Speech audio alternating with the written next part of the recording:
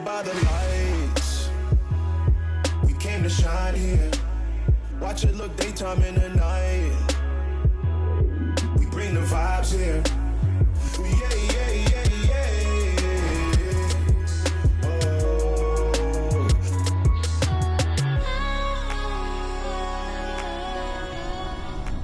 자, 그리고 여기에 들어가 있는 GDF, ZF라고 하죠. ZF 이 8단 미션은 사실 이 오토 미션을 전 세계에서 제일 잘 만드는 회사는 아마도 ZF일 거예요. 근데 이거는 사실 평가하는 사람마다 운전하는 사람이 느껴지는 느낌에 따라 다르기 때문에 노 사장이 그러는데 ZF가 1등이라 그건 아니에요. 노 사장이 리뷰어로서 주관적인 측면으로 의견을 냈을 때 제일 잘 만든다는 거지, 이게 뭐 객관적으로나 어떤 자료에 의해서 또는 테스트에서 나타낸 성과는 아닙니다. 그 비교 테스트에서 뭐 이렇게 뭐 면밀하게 비교된 건 아니니까 노 사장이 그냥 타면서 느껴졌을 때 ZF 미션이 제일 좋은데, ZF 미션이 좋은 이유는 여러 가지가 있죠. 얘네가 미션을 잘 만드는 것도 있고 방대하게 또는 많은 차종의 고성능의 여러 세팅값을 갖고 잘 만드는 것도 있는데, 그 중에 내가 그동안 여러분들한테 알려주지 않은 것 중에 이 ZF 미션 중에 얘네가 자랑하는 것 중에 하이드로 다이나믹 쿨드 클러치라고 하는데, 토크 컨버터 쪽에서 오일이 계속 움직이면서 유체가 동력을 전달해주고, 그 다음에 락업 클러치가 얼마나 빨리빨리 민첩하게 움직이느냐에 따라서 동력의 로스가 없이, 토크 컨버터는 부드럽게 동력을 처음에 전달해 주는 거고, 락업 클러치는 엔진과 미션을 체결시키는 거란 말이에요. 이게 락업 클러치만 있게 되면 이제 DCT 미션이나 싱글 클러치들이 클러치만 갖고 하는데 그럼 부드러움이 없잖아요. 토크 컨버터가 부드러움을 주고 락업 클러치가 안에서 체결이 되면서 완벽하게 동력을 체결하는데, 락업 클러치도 요새는 다판을 쓰기 때문에 굉장히 부드럽게 되는데, 얘네는 이 하이드로 다이나믹 쿨드 클러치라고 해가지고 이 토크 컨버터와 안에 있는 다판 클러치, 락업 클러치를 움직여주는 다판 클러치가 굉장히 열을 많이 받게 되거든요. 그래서 달렸다가 섰다가 킥다운 후에 다시 달렸다가 그러면 변속이 되고 또 하고 브레이크 밟았다가 다시 밟았다, 이렇게 되면 이제 토크 컨버터 쪽에서 기어가 왔다 갔다 하면서 굉장히 열을 받게 돼요. 그러면 우리가 가끔 달릴 때 씨발 미션이 이렇게 멍청해, 특히나 우리 GM차 탈 때 그런 말 많이 하죠. 미션이 멍청하다, 미션이 병신짓을 한다. 그게 기어는 병신짓을 할 수가 없죠. 기어는 어차피 맞물려 있기 때문에 병신짓을 할 수가 없어요. 솔레노이드라든가 아니면은 밸브 바디라든가 그 다음에 컨트롤 유닛이라든가 이쪽에도 오일이 열을 받게 되면 얘네가 그 안에서 움직임에 미묘하게 영향을 주게 되고요. 가장 주도적으로는 락업 클러치하고 토크 컨버터가 제 역할을 못하기 때문에 동력을 전달함에 있어서 병신짓을 하기 때문에 그렇게 되는 거거든요. ZF의 이 토크 컨버터는요, 다른 어떤 회사들, 벤츠의 뭐 9G 트로닉스나 7G 트로닉스, 그 다음에 IC 미션, 자트코 미션, GM에서 생산되는 미션, 그 다음에 뭐 또 미션 회사들 많잖아요. 폭스바겐이 많이 쓰고 있는 것 중에 미국의 갑자기 미션 회사 이름이 생각이 안 나는데, 걔네들 다 통틀어 가지고 ZF가 미션 오일의 냉각 성능에서는 가장 앞선 것 같아요, 제가 봤을 때. 물론 다른 회사들도 미션에 오일 쿨러를 달아가지고 미션 안에 있는 오일을 다 냉각을 시켜주지만, 얘네 또한 똑같이 오일을 냉각을 하지만 얘네는 그거 플러스 토크 컨버터와 락업 클러치가 열에 의해서 제 기능의 컨디션이 떨어지는 걸 억제해주는 능력이 뛰어난 것 같아요. 그래서 어떤 상황에서도 살살 달릴 때든 어쩔 때든 진짜 한겨울에 냉간 상태에서 열이 안 올랐을 때만 미션이 약간 좀 버벅이 아니라 변속을 잘 안 해요. 그건 어떤 회사든 다 그래요. 미션 오일이 온도가 안 올라가면 크게 데미지가 올 수 있기 때문에, 부속품들의 데미지가 올 수 있기 때문에 잘 안 하는데, 그건 당연한 거고, 그것 뺀 나머지 뭐 어떤 상황에서든 ZF 미션은 항상 자기가 해야 될 수행 역할을 굉장히 잘해요. 난폭하게 쏘든 지랄 맞게 쏘든 날씨가 덥든 과속으로 막 250km를 세러 밟든 시내에서 어떻게 하든 간에 굉장히 초질관 일을 잘해요. 단지 얘는 사륜 시스템이 맞물려 있는데 X5하고 똑같은 방식으로 맞물려 있는데도 불구하고 무엇 때문에 덜커덕거림을 주는지 모르겠는데, 그거는 사륜 시스템 때문이에요. 사륜 시스템 때문인데, 만약에 정말 만약에 가정을 한다라면 X5는 리어 디퍼렌셜 케이스가 알루미늄에 달려 있잖아요. 알루미늄 합금에 달려 있고, 얘는 스틸에 달려 있잖아요. 그럼 달리다가 딱 악셀을 놨을 때, 방금처럼 우왕 했을 때도 그렇고, 근데 이건 약간 억지인데 스틸 때문에 그럴 수도 있다라는 가정을 조금 해볼 수는 있고요. 제가 봤을 때는 프로그램 로직 같아요. 프로그램 로직이 X5만큼 방대하게 부드럽게 로직 세팅이 안 돼 있는 것 같아요. 그래서 중간중간 약간 덜크덕거리는 느낌이 살짝살짝 들어옵니다. 자, 이제 급가속 후에 브레이크 들어가죠. 와, 브레이크 완마 뒤져불거니. 야, 코너링, 이런 코너링을 SUV가 120으로 왔다 차이어 찢어져 불거니. 아따 뒤져버리는구만. 아따 코너링 아따. 야, 이건 뭐 앞에 SLK고 저 야, 뒤져버리네요. 야, 이건 뭔가요? 야, 이게 SUV가 이렇게 달리면 반칙인데, 이거. 야, 끝장나네요.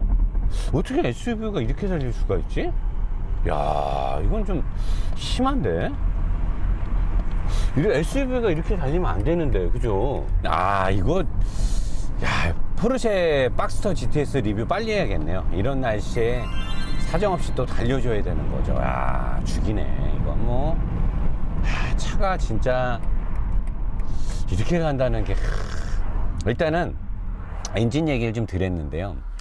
그 하체 오리기에서도 제가 얘기했듯이 직렬 6기통의 엔진의 특성을 우리는 이제 정확히 알아야 돼요. 그동안 사람들이 자꾸만 직렬 6기통은 실크6가 어쩌고 저쩌는데, 직렬 6기통이 무조건 부드럽지는 않아요.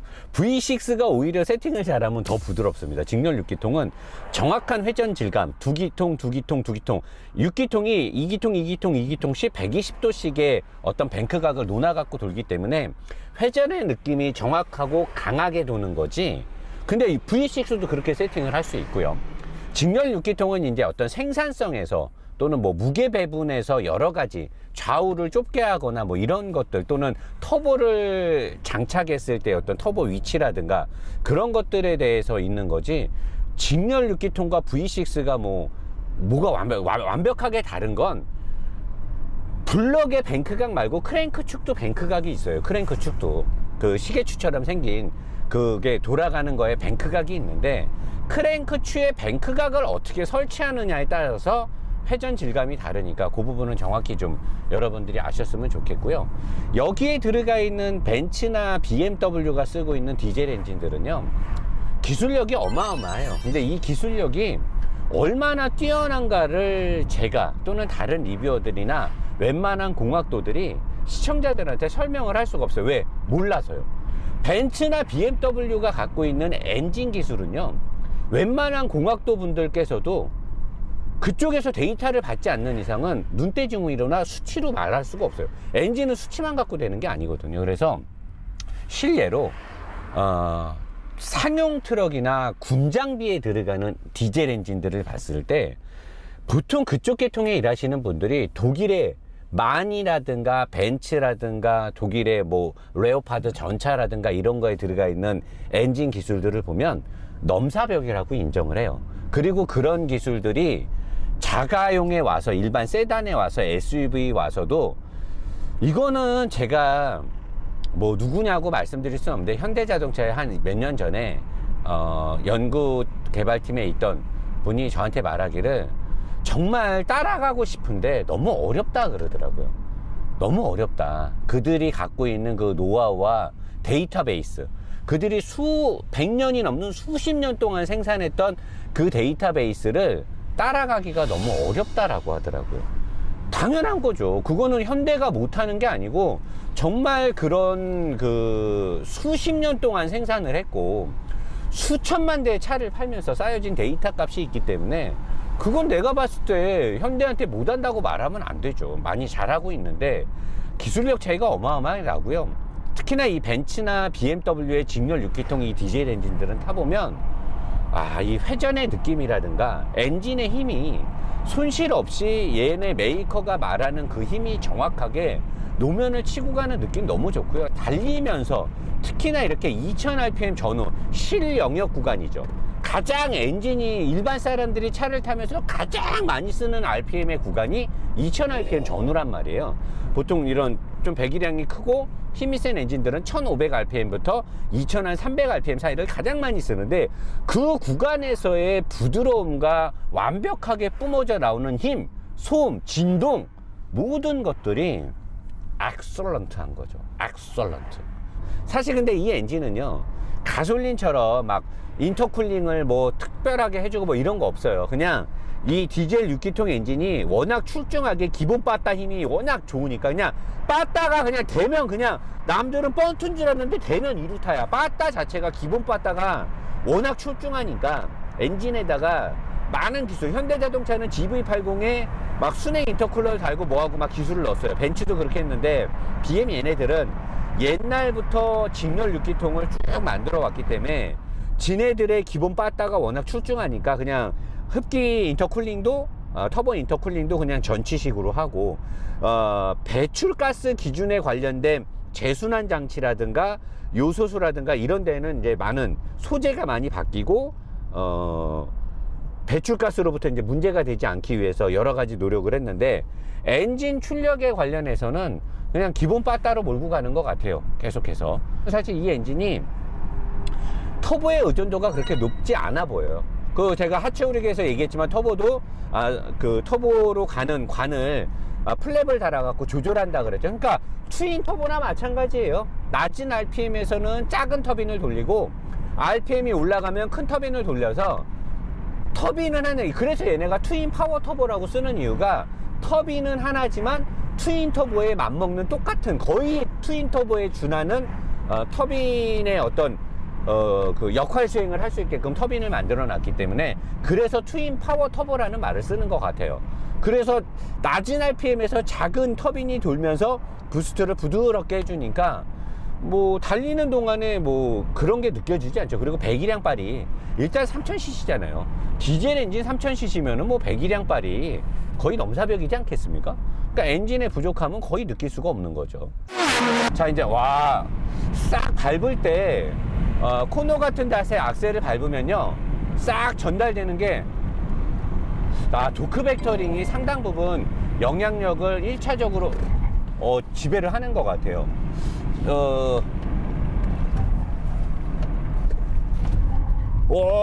자동으로 딱 감아주네. 코너에서 문제되니까 도크 벡터링이 차체를 그냥 싹 다 제어를 해버리네요, 아예. 뒷바퀴 쪽에 그립이 끝장나요. 악셀을 전개하면 뒷바퀴 쪽으로 출력이 많이 가. 근데 앞바퀴에서도 끌어주는 게 장난 없네요. 싹 틀어질 때 급브레이크를 밟을 때도 딱 잡아줘.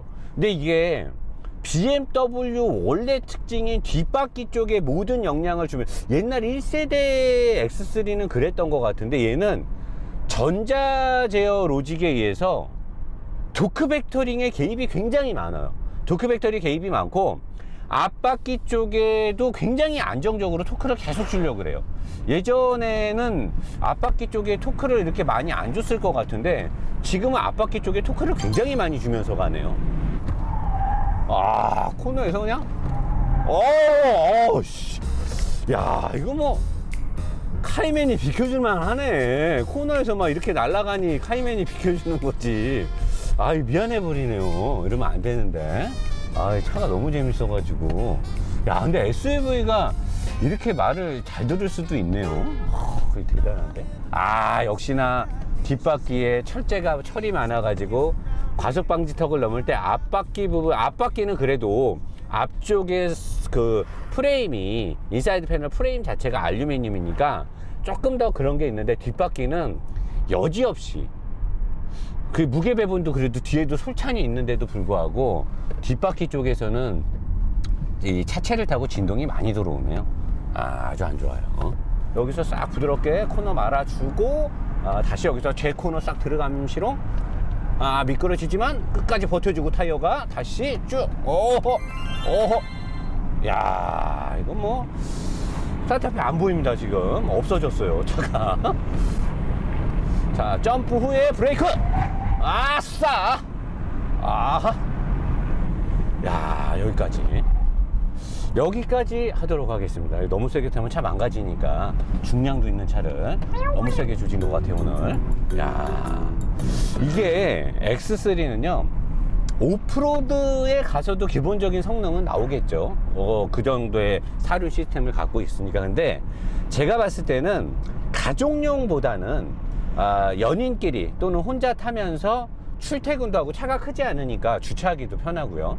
그 다음에 막 고속도로를 막 높은 속도로 다니기에는 컴포트를 주거나 안정감을 주기에는 좀 한계가 있어요. 그렇게는 안 어울리고, 대신에 일반적인 고속도로 110을 전후로 달렸을 때는 어느 정도의 대형 SUV가 주는 그 컴포트한 세팅을 딱 해놨어요. 110km 전후에서. 그러니까 일반적으로 고속도로를 타고 항속을 걸고 갈 때 차가 작고 서스펜션이 다 스틸이기 때문에 불쾌함을 준다. 근데 그 범위에서는 컴포트 할 수 있게끔 세팅이 돼 있으니까 그 범위로 장거리를 다닐 수 있고, 그리고 이제 일반 좀 시내나 이런 와인딩 같은 데서 내 차가 SUV지만 나는 재밌게 차를 쏘고 다니겠다, 이럴 때 이 차를 타면 끝장날 것 같은데요. 야, 저런 데를 저렇게 달릴 수가 없는데 저렇게 달려버리고. 그래서 저는 이 차가 여러 경쟁차들에 비해서 이런 어떤 운동 특성이나 얘가 갖고 있는 이 엔진과 미션의 장점 굉장히 뛰어난데, 과연 이런 차급을 사면서 운동 특성하고 엔진과 미션만을 갖고 사람들이 차를 고를 것이냐. 사실 SUV는 다재다능한 맛이 있어야 되는 거죠. 그것 때문에 사람들이 사니까. 그런 것들 때문에 판매가 안 돼 있는 것 같고, 제가 봤을 때 BMW를 웬만하면 제가 이건 사는 게 좋겠다는데, X5도 가족을 위해서 타기엔 뭔가 좀 부족하다 어쩌다 제가 그런 말 하는데, 얘는 이렇게 재밌고 다 좋은데, 그렇다 하더라도 저 같으면 5시리즈를 사죠. 5시리즈. 아니면 이 정도 8천만 원 주고 살 수 있는 사람이면 1,000얼마 보태가지고 X5 살 수 있지 않을까요? 1,000얼마 할부 넣고 사더라도. 저는 얘 가격대는 좀 안 맞지 않느냐, 우리나라 시장에서는. 4기통은 어떠냐?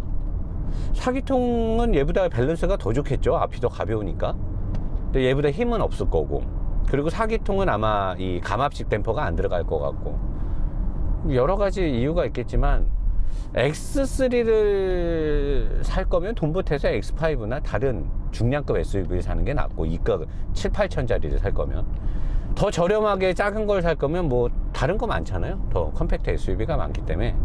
그래서 요거는 사실 내가 BMW를 좋아하지만 요 차는 사라 라고 제가 좀 이렇게 좋게 얘기해 주기에는 좀 맞지 않지 않느냐.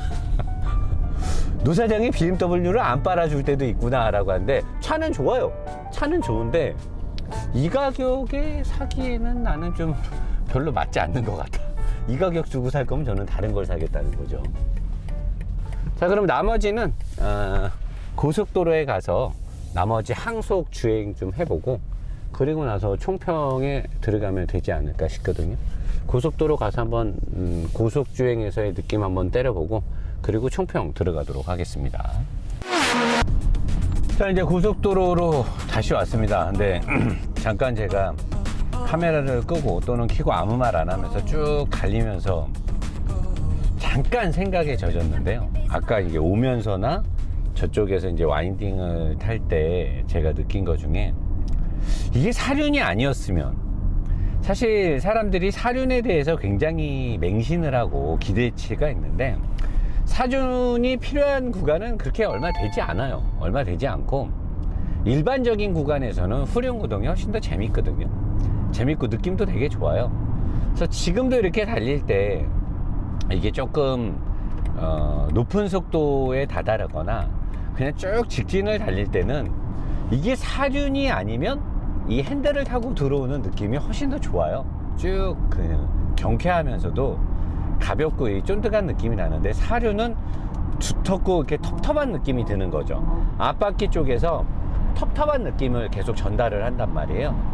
그래서 아까 같은 그런 노면에서 막 잡아 돌릴 때, 물론 후륜이 악셀 전개를 잘못하면 차가 돌거나 좀 위험한 상황이 생기는데, 후륜차의 특성을 알고 악셀 워크만 잘하면, 그리고 이게 무게중심의 이동이라든가 코너 진입 전 앞바퀴 쪽으로 체중을 많이 실어주면서 거기에 맞게 스티어링을 틀 건지, 아니면 들어가기 전에 이미 감속되어 있는 상태에서 악셀을 좀 전개하면서 무게 배분을 좀 뒤쪽으로 옮기면서, 여러 가지 그 무게 중심의 이동에 따라서 앞바퀴와 뒷바퀴의 접지력을 어느 쪽에 우선을 둘 거냐에 따라서 코너링 특성이 달라지는데, 공략 방법이 달라지는 거죠.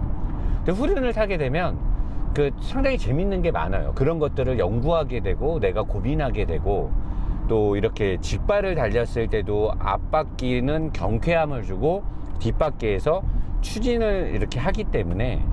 근데 이런 차들을 이렇게 달릴 때 보면 지금도 앞바퀴에 어떤 그 토크가 가고 있는 느낌이 지금 핸들을 타고 들어오거든요.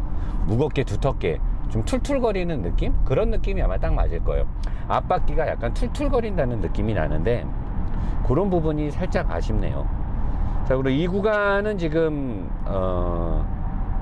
그 구간 단속 구간이기 때문에 제가 조금 속도를 높일 수가 없습니다. 그래서 구간 단속 구간이 끝나고 나서 최고속에서의 느낌을 다시 한번 생생하게, 내가 느꼈던 거랑 다르게 여러분들이 볼 수 있는 이 화면에서 한 170, 180, 막 200km 가까이 갔을 때 어떤 느낌을 주는가를 여러분들한테 생생하게 전달을 해야 되니까, 구간 단속이 끝나고 나면 그 부분을 알려드리도록 하겠습니다. 이런 데 달릴 때 이제 크루즈 컨트롤 걸어놓고 반자율 주행 딱 걸어놓고, 그 다음에 속도 한 몇 킬로에 고정하면 되나? 110, 한 105 정도 해놓고 이렇게 하면 지가 이제 알아서 중간중간은 완전 자율주행이나 완전 반자율은 아니더라도 어느 정도 지가 좀 잡아주면서 가죠. 이렇게 속도도 지가 어댑티브 크루저로 다 조절해주고 차선도 다 유지해주니까. 이런 것들이 자꾸 발달되면 이제 노사장이 먹고 살 길이 없어지는 건데, 이런 것들이 자꾸 발달되려고 그래. 이거 자꾸 발달되면 안 되는데, AI가 나오고 인공지능이 나와버리게 되면 리뷰어가 필요 없게 되잖아요. 이게 얘네들이 나의 직업을 가장 위협하는 존재들이에요. BMW는 이 핸들을 다시 잡으라는 시간의 텀이 굉장히 빨라요. 10초 남짓, 1초, 2초, 3초, 4초, 5초, 6초, 6초, 7초 안에 핸들을 다시 잡으라는 메시지가 계속 뜨거든요. 지금 코너 구간인데도 지가 알아서 가는데, 너무나 빨리 핸들을 잡으라고 뜨니까 좀 한 10초에서 한 12초 정도는 유지해 주는 게 좋은데, 너무나 금방금방 핸들을 잡으라고 하는 거, 요게 좀 아쉽네요. 좀 고속도로에서 상당히 잘 맞춰서 가요. 이쪽에 중앙 분리대가 있는데도 잘 인지하고. 그러니까 보통은 이렇게 반자율을 걸어 놓고 팔만 하나 이렇게 얹어 놓고 가면, 얘가 이제 이 잡아 돌리는 힘이 있기 때문에 이걸 느껴서 얘가 계속해서 자율주행을 잘하고 가죠. 내가 앞을 잘 안 보고 옆을 이렇게 보고 가도 웬만한 코너 같은 데를 얘가 잘 잡아주고 가니까. 자, 구간 단속 구간이 끝났습니다. 끝났으니까 이제 한번 풀고 제대로 한번 달려보도록 하겠습니다. 고속에서 어떤 느낌을 주는지. 이제 급가속을 할 때도 상당 부분 앞쪽에 들어가는, 앞쪽에 토크가 가는 느낌이 그대로 오고, 이 서브 프레임의 앞뒤 스틸은 정말 쥐약이네요. 지금 160, 170인데요. 근데 이 댐퍼의 쫀득함은 뒤지네요. 댐퍼의 쫀득함으로 속도가 올라가도 이 안정적인 자세 제어는 댐퍼가 어떤 스프링의 움직임을 딱 잡아주는 건 굉장히 좋네요. 굉장히 좋고. 그때 지금 170, 170인데 비슷해요. 이게 막 차에 불안함을 주는 건 없고요. 이게 170 구간에서도 오히려 또 그 구간에서도 세팅값이 맞나 봐요. 160, 170에 방금 노면이 좋은가? 다시 한번 해볼게요. 160, 170에서도 잔진동이 별로 안 올라오는 게 특정 구간들이 있어요. 얘가 잔진동을 잘 상쇄시켜주는 구간이 있는데, 160, 170 구간에서도 좀 전에 노면이 좋아서 그런 건지 몰라도 굉장히 잘 잡아주네. 지금 140 넘어서 지금 막 노면 그게 들어오는데, 좀 지나고는 160, 170, 170인데 지금 180인데, 야, 180에서 달리는데 SUV가 어떻게 불안하지? 190? 야, 이거 너무한 거 아니니, 이거? 야. 근데 190에서 그 브레이크를 밟을 때는 뒤가 좀 이렇게 불안하네요, 차가. 야, 근데 190에서도 전혀 어떤 속도에 대한 불안감을 느낄 수 없다는 거는 이건 좀 반칙 아닙니까, 이거? BMW 얘네들도 숨은 외계인을 갖고 있는 건지, 어떻게 차가 SUV인데 190이 다다르는 속도에서 내가 달리고 있다라는 느낌을 안 주고 차가 가는 거는 이건 좀 너무한 것 같은데, 이거. 댐퍼가 워낙 그냥 좋은 게 들어가서 그런 건가? 아니면은 고속주행에 대한 서스펜션의 어떤 피봇의 텐션 스트럿이나 이런 서스펜션의 각도가 잘 돼 있어서 그런 건지 몰라도 170 구간에서도 되게 느낌이 부드러워요. 조용하고 150, 140 구간에서는 참 노면 진동이 좀 올라오고 되게 신기하네요. 이 부분은 모른다로 마무리를 하겠습니다. 그러면 총평에서 한번 다른 차들하고 비교해서 어떨지를 놓고 한번 상세하게 할 테니까 여러분 총평을 기대해 주시고요. 날씨가 풀렸으니까 앞으로는 좀 쏘는 차들 위주로 멋지게 리뷰를 한번 진행해 보도록 하겠습니다. 끝까지 시청해 주셔서 감사합니다. 노사장은 노보스 인더스트리는 프락셀 하도록 하겠습니다. 감사합니다. 자, 안녕하십니까. 노보스 인더스트리 노사장입니다. BMW X3 30DM 패키지 리뷰가 끝났습니다. 일단은 차주분한테 제가 뭐 엔진 오일도 갈아드리고 카타민도 넣고 소정의 선물도 준비해서 당당하지만, 근데 제가 이렇게 타이어를 보니까 좀 타이어가 사이드 휠이 많이 닳았어요. 제가 상당히 세게 몰아가지고 날씨가 좀 쏘기 좋아서. 근데 그렇게 하면서 다양한 환경에서 운전을 해보니까 명확하게 드러나는 건 이 급이 사실 우리나라 시장에서는 그닥 그렇게 관심도가 없는데, 만약에 GLC라든가 아우디의 Q5라든가 마칸, 랜드로버 디스커버리 스포츠 또는 제규어 F페이스 등등 여러 가지를 비교하는 소비자가 있다라고 하면, 물론 저의 어떤 판단이나 제가 보는 그 차량에 대한 평가들이 정답은 아니지만, 장거리라든가 가족과 함께 하는 시간이 굉장히 소중하다 그러면 GLC가 날 겁니다. 굉장히 묵직하고요. 고속에서의 안정감도 굉장히 출중하죠. 시내 주행이 많다, 부드러운 주행이 필요하다라고 하면 아우디의 파워트레인 자체가 시내 주행과 부드러운 운전에는 굉장히 뛰어나죠. 아우디의 Q5가 좋고요. 이 BMW X3 같은 경우는 막 조지거나 또는 국도 같은 데나 고속도로에서 재미있게 타기 위한, 그 가족들을 위한 배려는 생각하지 않고 나만의 운전 재미를 제일 중요시한다. X3가 좋을 것 같아요. 마카는요, 과합니다. 가격과 옵션과 이 모든 것들이 과하기 때문에 그냥 사치품의 SUV, 미들급 SUV라고 보면 될 것 같고, 랜드로버 디스커버리 스포츠 같은 경우는 전륜 기반이기 때문에 직접적인 비교는 어렵죠. 그리고 벨라도 전륜 기반입니다. 근데 벨라는 가격도 꽤 비싸죠. 벨라는 사실 벤츠하고 아우디의 중간 버전이라고 보면 되는데, 승차감이나 이런 느낌이 굉장히 고급스럽죠. 랜드로버 특유의 서스 세팅이 있으니까요. 그 외에 F페이스라든가 뭐 다른 뭐 푸조에서 나온 이런 것들은 다 듣보잡이니까 번외로 있으면 될 것 같고, 국내 차량들은 사실 직접적인 비교 차량이 없다라고 봅니다, 저는. 그렇게 이제 라인업들에서의 비교라고 하면 그렇게 보면 되는데, 사실 제가 봤을 때는요,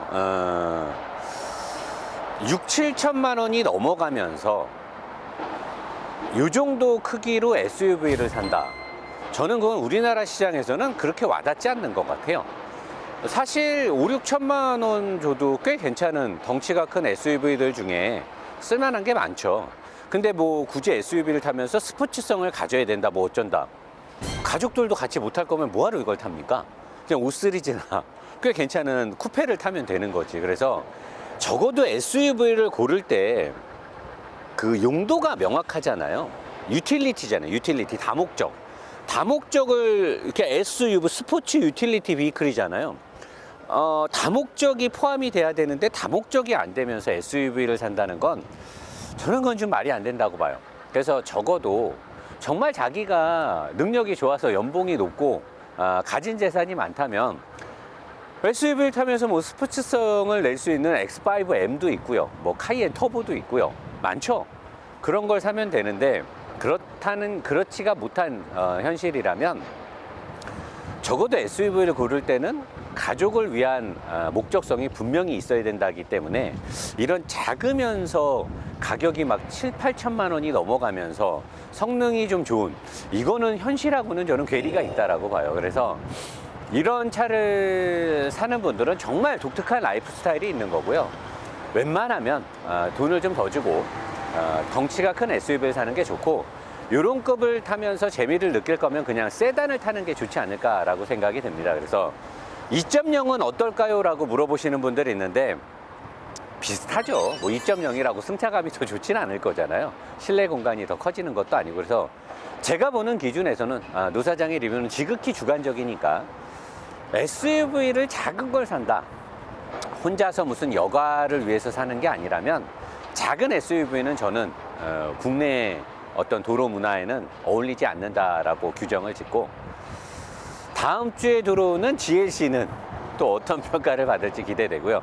그 다음 주에는 X5하고 현대 GV80하고 직접적으로 경쟁을 하는 링컨의 내비게이터가 현재 협찬이 완료가 돼 있으니까 본의 아니게 SUV 시즌으로 나가는데 면밀하게 제가 훑어보고 후린 다음에 하체도 꼼꼼히 봐서 여러분들의 차량 선택에 도움이 되게끔 확실하게 리뷰를 진행하도록 하겠습니다. 그리고 이제 날씨가 풀리니까 스포츠카들 고성능 차 차주분들 이제 전화 주셔야죠. 후려 까야 되겠죠. 스포츠카들도. 아무튼 감사하고요. 여러분들 저희 노브스 인더스트리 저희 이 게러지에서 정비도 많이 이용해 주시고 쇼핑몰도 많이 이용해 주시고 세차장도 많이 이용해 주셔서 저희가 올거든 바른 영상을 제작할 수 있도록 저희한테 힘을 실어주시면 좋겠습니다. 이것으로 BMW X3 리뷰를 마치고 다음 차를 위해서 다시 열심히 뛰도록 하겠습니다. 프락실하겠습니다. 감사합니다.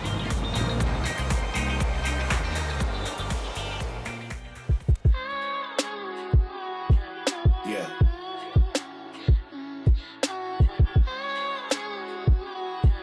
Yeah. You must be blinded by the lights. We came to shine here. Watch it look daytime in the night. We bring the vibes here.